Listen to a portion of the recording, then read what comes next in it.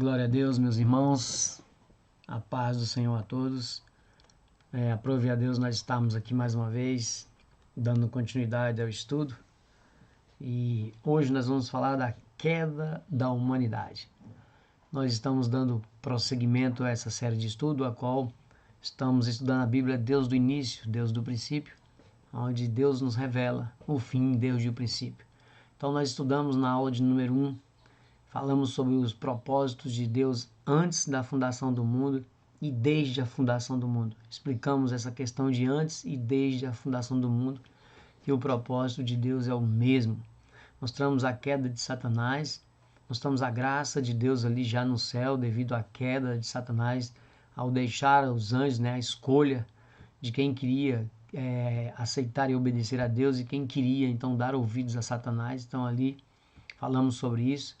No segundo estudo nós falamos também, fizemos a ligação, falando de Deus criando ali, criando o mundo, ou seja, os dias da criação, revelando então as eras, os milênios que se viriam, ou seja, os dias de 24 horas, revelando 1000 anos na história da humanidade. Mostramos isso na questão da palavra ali, na regra estabelecida pela língua hebraica, o íon, acompanhada de um número, relacionava-se então a dia de 24 horas. Mostramos isso relacionando então a cada dia a um milênio da história. Muito interessante, porque isso nos mostra quão Deus é maravilhoso.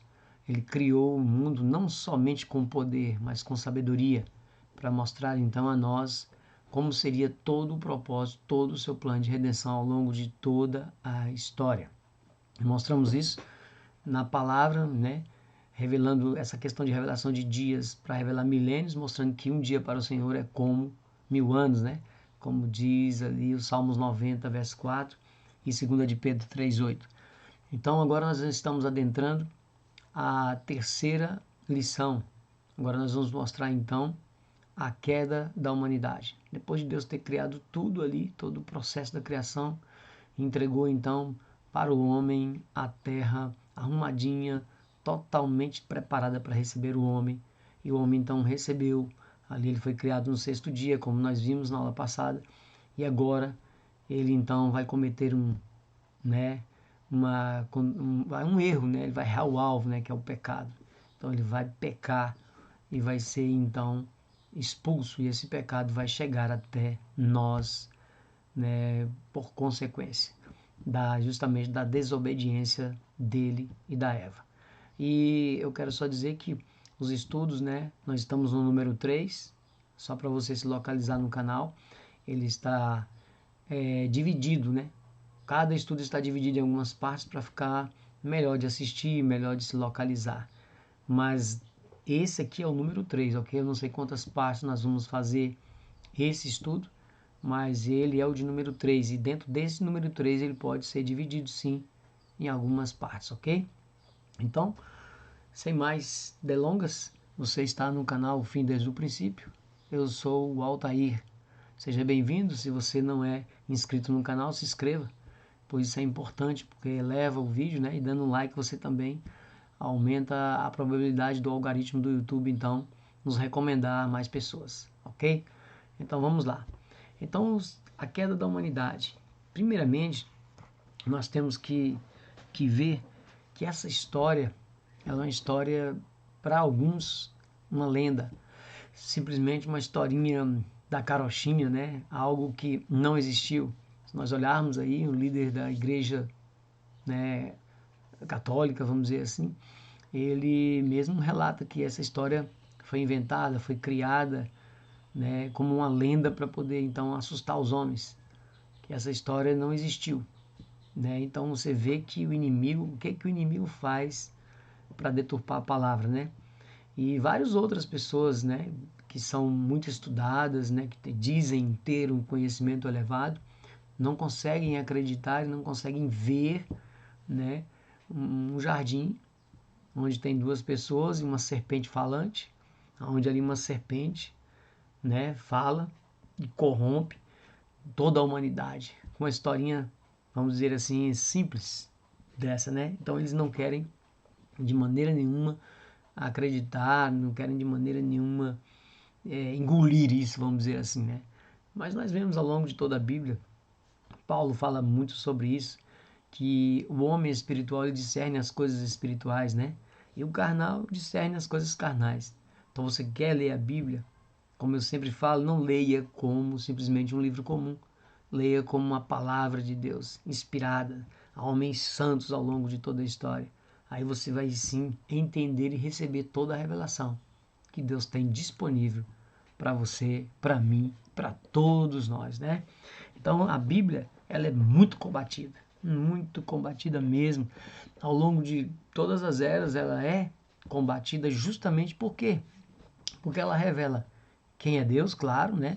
João 5,39 diz que cuidais ter nas Escrituras, né? Examinais as Escrituras e cuidais ter nela a vida eterna, porque Jesus fala que de mim elas testificam. Então você quer saber quem é Deus, quem é Jesus? Leia, estude, busque o conhecimento da palavra. Mas também se você quer saber quem é o diabo, a própria palavra diz que ele é, né? Ladrão, mentiroso desde o princípio, ele é corrupto, ele é enganador, ele é astuto, entendeu? Ele se transveste anjo de luz para te enganar. Então veja quem ele é, sorrateiro, mentiroso.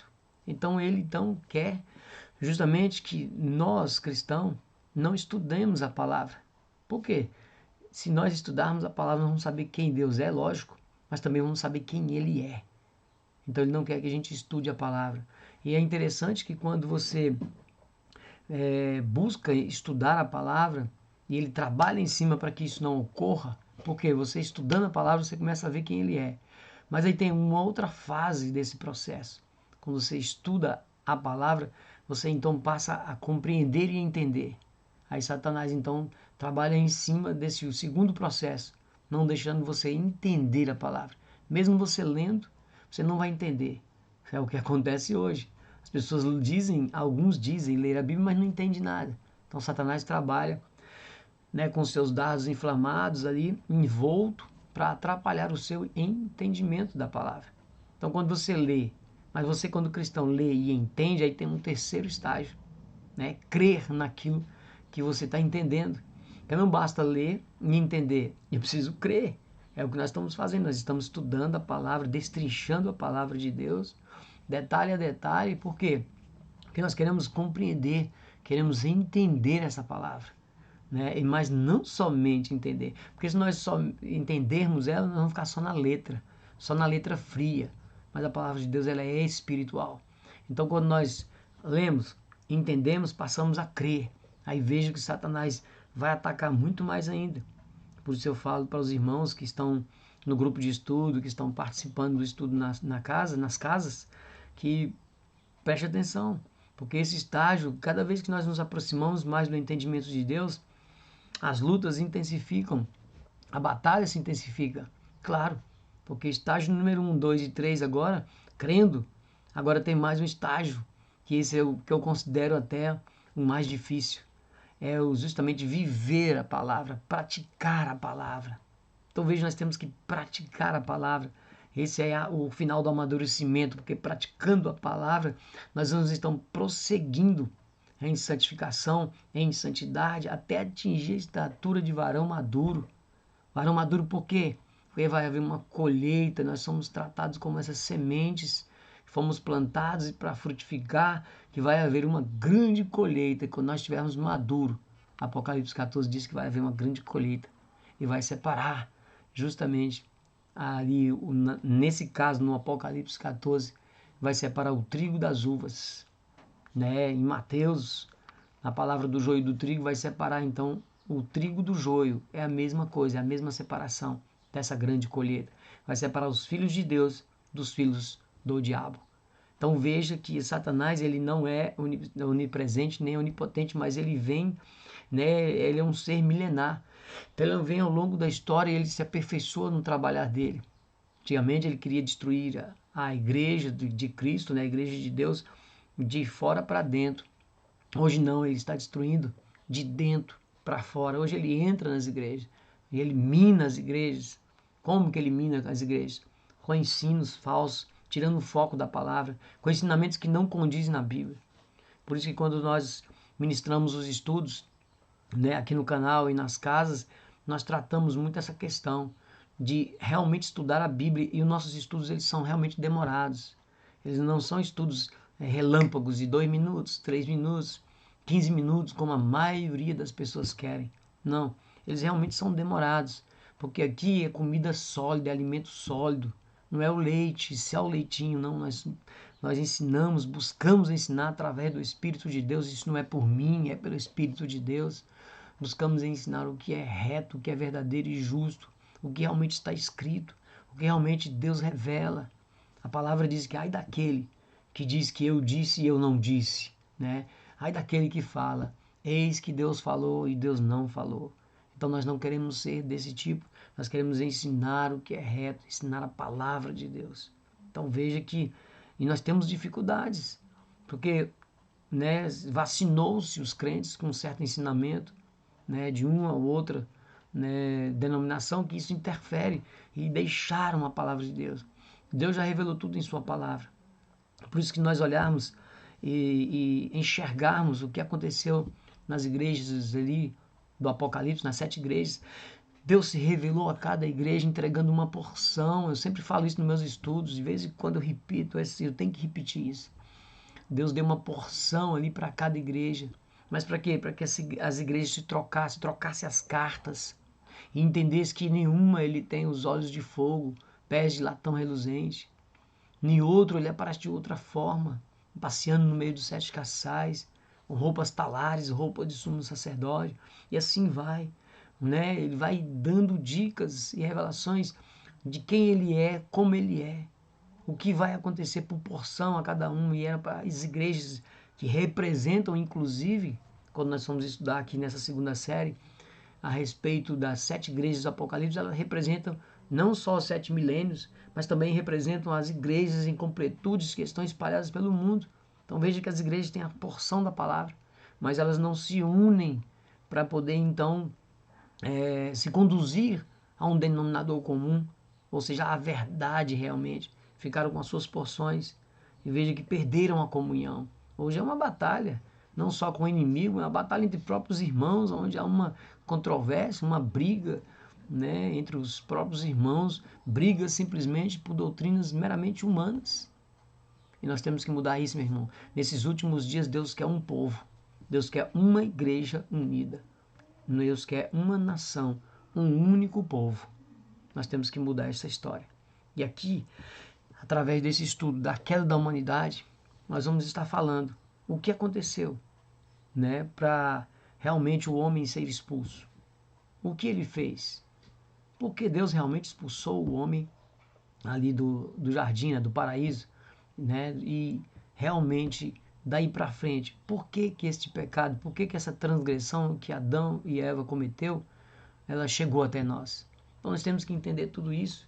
Eu vejo muitas pessoas reclamarem: o que eu tenho a ver com Adão, o que eu tenho a ver com Eva? Não, você tem a ver.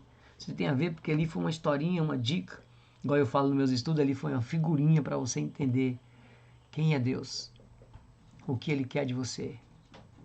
Obediência, inteligência, busca com consciência, se manter firme diante dEle, buscando a aproximação, buscando estar junto dEle, não desobedecendo de forma nenhuma, porque as consequências com certeza virão. É isso que Ele está alertando. Assim como Adão e Eva foi expulso do paraíso, que eu sempre falo que era a ligação de céu e terra. E essa mesma ligação de céu e terra, ela vai ser restabelecida lá em Apocalipse 21 e Apocalipse 22, onde a Nova Jerusalém vai descer e vai fundir céu e terra novamente. O que Deus está começando aqui, lá atrás, começou, está em processo, vai ser restabelecido, porque Deus sempre termina o que Ele começou. Então veja, isso é tremendo. E outra coisa, Satanás ele quer descredibilizar a Bíblia, dizendo que a Bíblia plagiou as histórias da humanidade. É engraçado. Se nós viemos de um único casal, eu tenho que falar isso antes para ficar melhor, para a gente nos conduzir ao estudo, ok? Quando nós saímos de um mesmo casal, né? Claro, no primeiro momento, Adão e Eva, e depois, no segundo momento, depois do dilúvio, Noé e sua família. Mas, por exemplo, mesmo Noé e sua família também saíram a partir de Adão e Eva, né? Então vocês veem, quando os povos se separaram, eles carregaram via oral, né, verbal, essa mensagem de que havia um jardim, que havia um Deus, que havia uma serpente, que houve uma corrupção e os homens, né, ou seja, os pais, Adão e Eva, foram expulsos deste lugar, chamava paraíso, Éden de Deus. Então eles foram expulsos. Então veja, quando ali se separou todas as civilizações, cada um carregou essa história via oral, verbal e foi passando de um para outro, de um para outro. E o que aconteceu? Houve distorções, o ser humano tem essa mania. Quem é que nunca brincou naquela brincadeirazinha de telefone sem fio? Você começa com uma frase pequenininha ou uma palavra e isso chega no final completamente distorcido. Quanto maior o número de pessoas, maior o número de distorção. Então você vê que gerações e gerações carregaram essa história e mudaram o nome de Adão, mudaram a história. Era serpente. Depois diz que a serpente manteve relação sexual com a Eva e daí foi criando doutrinas em cima de doutrinas. Aí é como se Deus falasse assim: parou, eu vou organizar isso. A história se dividiu em várias histórias. Por isso que todo mundo fala que tem a Epopeia de Gilgamesh, que revela então a questão do dilúvio na Terra, que ele também criou um barco para salvar pessoas e tal. E assim vai, em cada civilização tem uma historinha parecida, porque houve distorção. Aí vem Deus para colocar então a organização na casa, vamos dizer assim, né? Através então de homens inspirados pelo Espírito Santo, onde foi trazendo essa mensagem até ela chegar a ser compilada, montada e chegar às nossas mãos hoje. Veja que tanto processo ela passou, mostrando e Deus organizando. Então, por Deus organizar e estar falando realmente o que aconteceu, o que o inimigo disse? Não, a Bíblia é falsa. A Bíblia é um plágio das histórias de todas as civilizações. Mesopotâmia, Sumérios, né, os egípcios, assírios. Então, a história da Bíblia foi plagiada. Não, não. Lá era um telefone sem fio que Deus organizou aqui agora. Essa mensagem está organizada para que todas as nações vejam e reconheçam que aquele Deus que criou os céus e terra e criou o ser humano, quer realmente unir o povo de novo, organizar todos em um único governo, em um único reino. Veja como é tremendo. E Satanás está aí justamente para tirar o nosso foco. É por isso que a gente sempre repete, Salmo 119, 105, que a palavra de Deus ela é lâmpada para os meus pés e luz para o meu caminho. É a tua palavra. Porque primeiramente ela me clareia, primeiramente ela me faz mudar. E não mudar de fora para dentro, mudar de dentro para fora. Porque ela me clareia primeiro os meus pés, as minhas ações, as minhas atitudes. E depois ela vai clarear o meu caminho, para que eu possa me conduzir, olhando para o alvo, Cristo Jesus, que é o consumador da minha fé. E através deste caminho iluminado, eu passo a ser luz no mundo e os outros venham até mim para também, né, ver que luz é essa, o que está acontecendo, como pode, e você então passar essa luz para outras pessoas. Então veja, pregando, ensinando e levando Cristo para as nações. É muito lindo o plano de Deus, né? Mas vem cá, vamos lá. Se a gente observar a história da humanidade, Adão, o que ele desobedeceu? Aí nós vamos ver os textos, vamos saber o que Adão fez. Mas ele obedeceu o quê? Ele quebrou o quê para ser punido? Poxa, mas Deus não podia ter perdoado Adão ali e o deixado no Éden? Vamos ler primeiro, né? Antes de ler outros textos, vamos ler primeiro 1 de João 3,4. 1 de João 3,4. 1 de João 3,4. Veja, qualquer que nele tem esta esperança, purifica-se a si mesmo, como também ele é puro. Né? Quem vemos em Cristo e temos essa esperança, purifica, né, a si mesmo, como também ele é puro. Passa a seguir, né, para imitar. Por isso que se você voltar no verso 2, fala, né, amados, agora somos filhos de Deus, e ainda não é manifesto no nosso tempo ainda que havemos de ser. Nós somos, mas não é manifesto ainda, porque é a glorificação, que havemos de ser glorificados, né? Mas sabemos que quando ele se manifestar, Cristo, seremos semelhantes a ele, glorificados. Porque assim como ele, como é, o veremos. Então, como ele é, hoje nós o veremos glorificado e nós seremos semelhante a ele, glorificados. Então ele fala justamente isso. Qualquer que comete pecado também comete iniquidade, porque o pecado é iniquidade. Aí a versão aqui não ajudou muito, né? Se você não entender o que é iniquidade, que é o que? Uma transgressão, aí isso passa um pouco batido.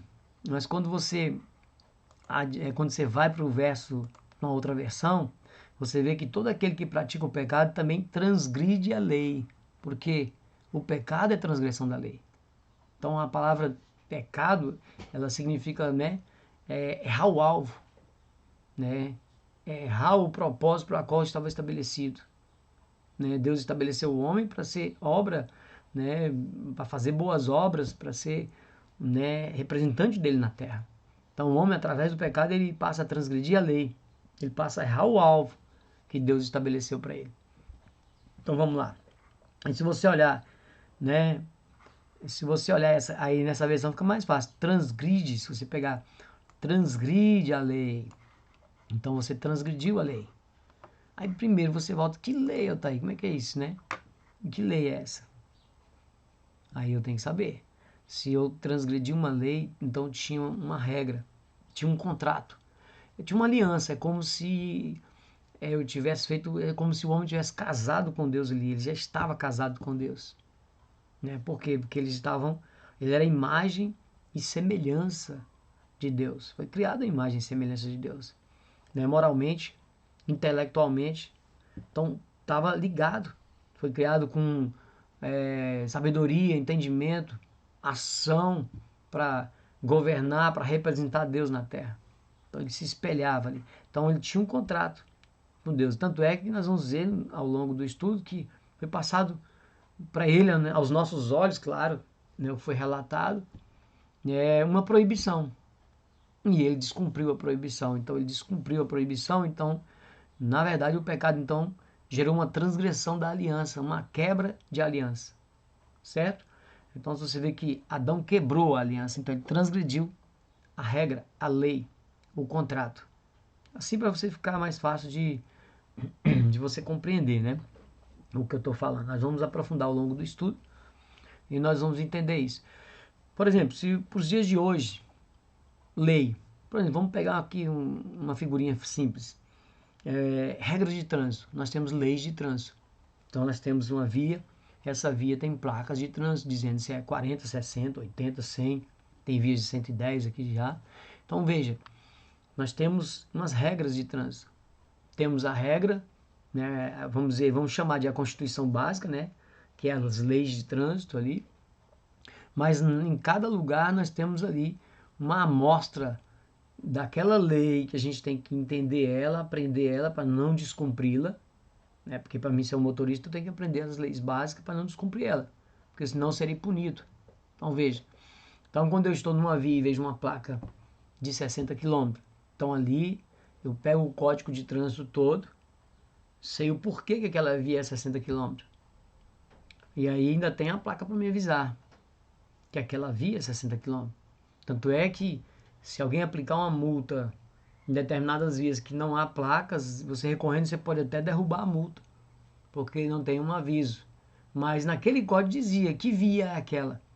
Então, para mim saber que via é aquela, às vezes sem a placa, se era uma via urbana, né, que passa no meio de uma cidade, né, onde tem ali um grande trânsito, né, de pessoas, é lógico que aquela velocidade ali é reduzida.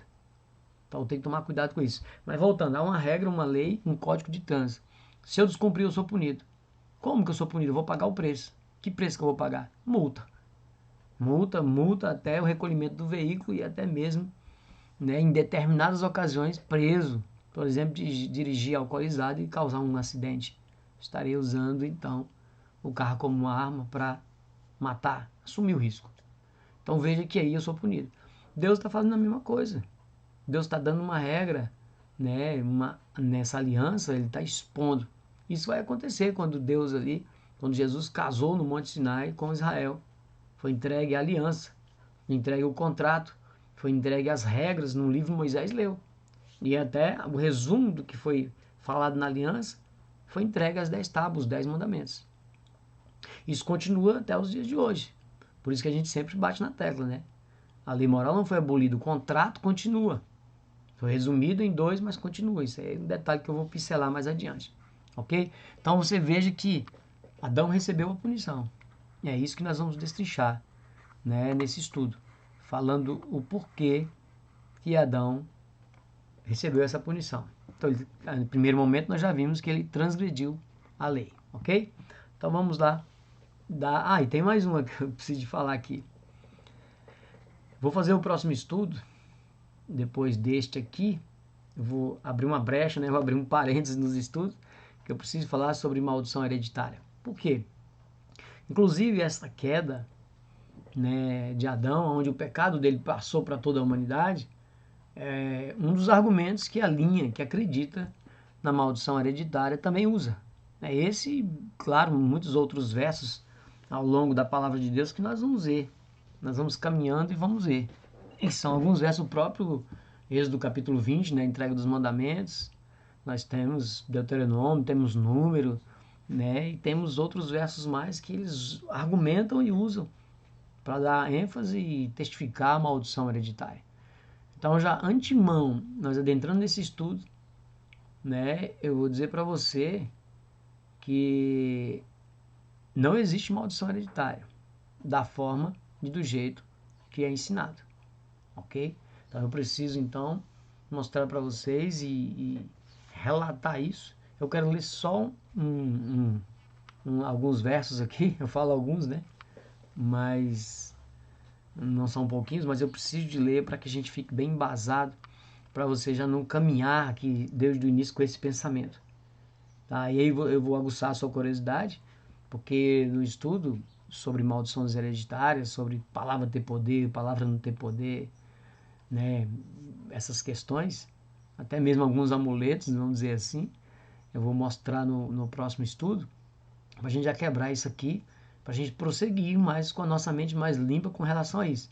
Eu sei que há muitas dúvidas, há muitas controvérsias e muitos entendimentos, mas nós vamos deixar os entendimentos meramente humanos e vamos focar e trabalhar na palavra de Deus, ok? Então eu quero ler Ezequiel 18. Quero ler Ezequiel 18. Ezequiel 18.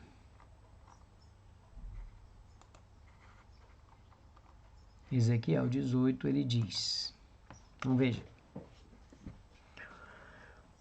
Vamos lá. Eu só quero ler isso aqui e não vou aprofundar, ok? Que ele vai estar justamente no próximo estudo.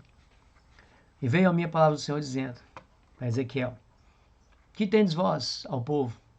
Vós que dizeis essa parábola, essa história, essa parábola, acerca da terra que Israel, né, de Israel, dizendo: os pais comeram uvas verdes e os dentes dos filhos se embotaram? Olha o que Deus está falando. Cuidado, hein? Vós que estão dizendo essa história, essa parábola acerca da terra de Israel. Preste atenção, Deus está chamando a atenção. Vivo eu, diz o Senhor Jeová, que nunca, o Senhor Deus, né? Essa versão põe Jeová, mas o Senhor Deus, Yahvé, Jeová, tá?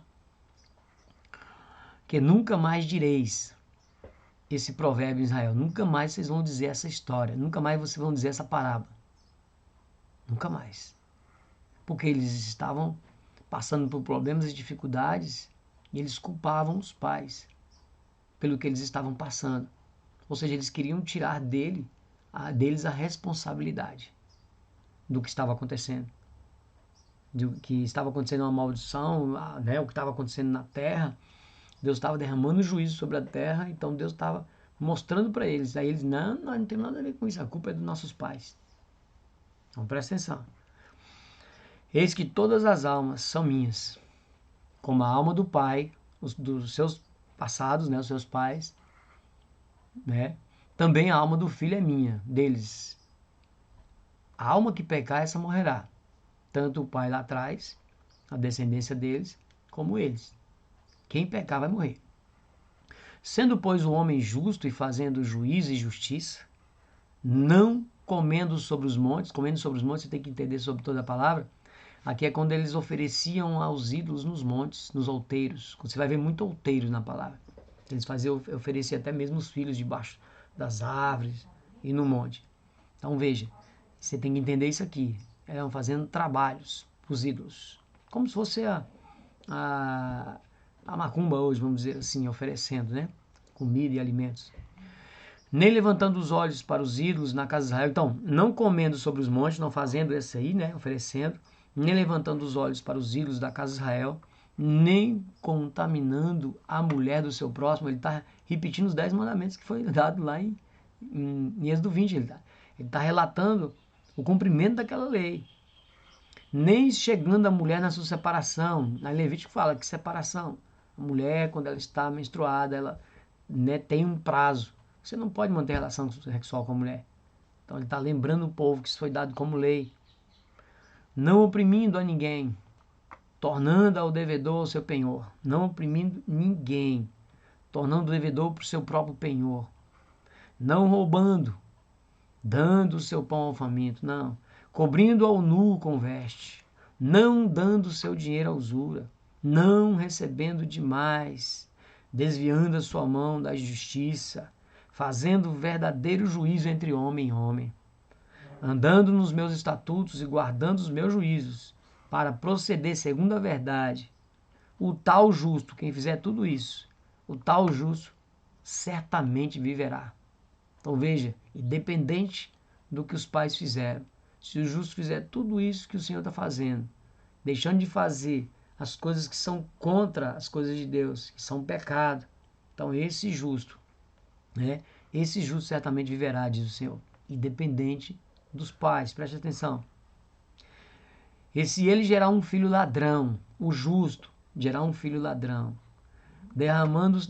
derramador de sangue, que fizer a seu irmão qualquer destas coisas, que ele acabou de falar que o justo não era para fazer e não fazia. Esse justo que gerou o filho ladrão não fez nada disso, nenhuma transgressão. Então ele vem e fala: e não cumprir todos aqueles deveres, a lei, mas antes comer sobre os montes, oferecendo a ídolos, e contaminar a mulher do seu próximo, né, desejando e manter relação, se prostituindo, e oprimir o aflito e necessitado, e praticar roubos, e não tornar o penhor, não é? E levantar os olhos para os ídolos, e cometer abominação, isso é o ladrão, o ímpio, e emprestar com usura, e receber demais. Porventura viverá esse filho ladrão, que foi gerado do justo? Não viverá. Todas essas abominações ele fez, né? Todos esses erros ele cometeu, certamente morrerá. Quem está dizendo é Deus. O Senhor, o seu sangue será sobre ele. Aí vem e fala: e eis que se ele gerar um filho, que veja o ladrão agora, ao ladrão, né? Se ele gerar um filho que veja todos os pecados que seu pai fez, o ladrão, vendo-os não cometer coisas semelhantes, não comer, veja que o próprio filho do ladrão agora está cumprindo, não vai comer, né, nos montes, não vai levantar os olhos para os ídolos da casa de Israel.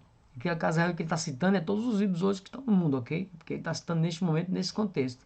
E não contaminar a mulher do seu próximo, cumprindo o mandamento, né, de não cobiçar a mulher do próximo, e não oprimir a ninguém, e não retiver o penhor, e não roubar, e der o seu pão ao faminto, e cobrir o nu com as vestes. Aqui você vai lá em Mateus 25, você vê. Jesus fala: tive fome e não me deste comer, tive sede e não me deste beber. Lembra? Está tratando sobre isso lá. E vem e fala: cobriu o nu com vestes, desviado do aflito a mão, e não recebeu usuras em demasia, e fizer os meus juízos, e andar nos meus estatutos, o qual não morrerá pela maldade de seu pai, certamente verá. Então veja que o pai justo teve um filho ladrão, o filho ladrão teve um filho justo.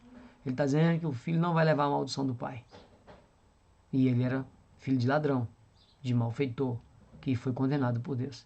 Seu pai, porque fez a opressão, né, o ladrão, e roubou os bens do irmão e fez o que não era bom no meio do seu povo, eis que ele morrerá pela sua maldade.